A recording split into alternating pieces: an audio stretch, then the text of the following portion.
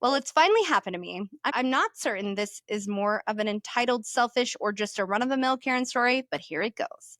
A few weeks ago, I-39 male was on a work trip and went to a restaurant to get a meal at a casual type local place. Since I had a few hours to kill, I decided to dine in rather than take out. It was early afternoon and the place was around 60% full. The hostess seated me at a two-top. Before I even sat down, I asked her for the directions to the restroom so I could wash my hands before eating. Oh, Are you single? I have a friend. clean. I left my ball cap hat on top of the menu on the table, mainly so my server would know someone was seated.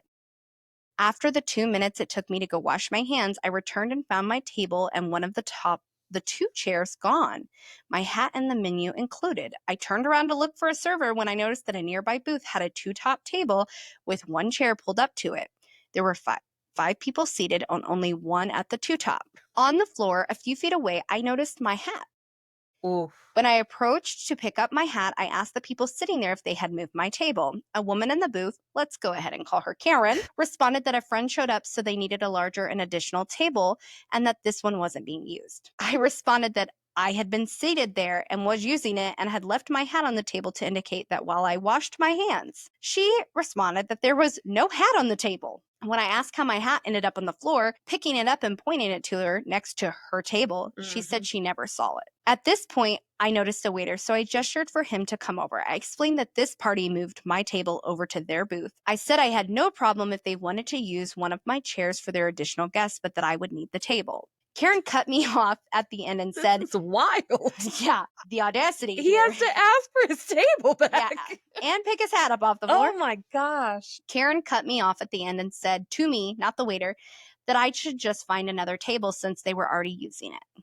I responded to the waiter that I was using it, which was why I had left my hat there while I washed my hands. At this point, the other woman who was sitting at my table started to get up, presumably to give my table back, but Karen immediately said, "Don't you dare," to her, then stared at me and the waiter as if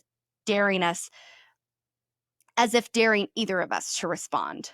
The waiter, Hannah. yeah. This is giving narcissist vibes. The waiter started to say he was sure that they could find her another table. She cut him off with a typical Karen response.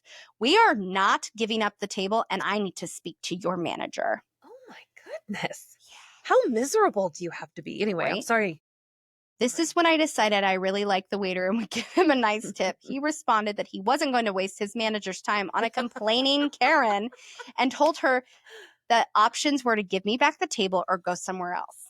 I'm not sure how, but it worked, except for the staring daggers and muttered comments, which I found amusing. She did not appreciate my periodic smirk or chuckle in response. The That's on audacity. that. That's I would great.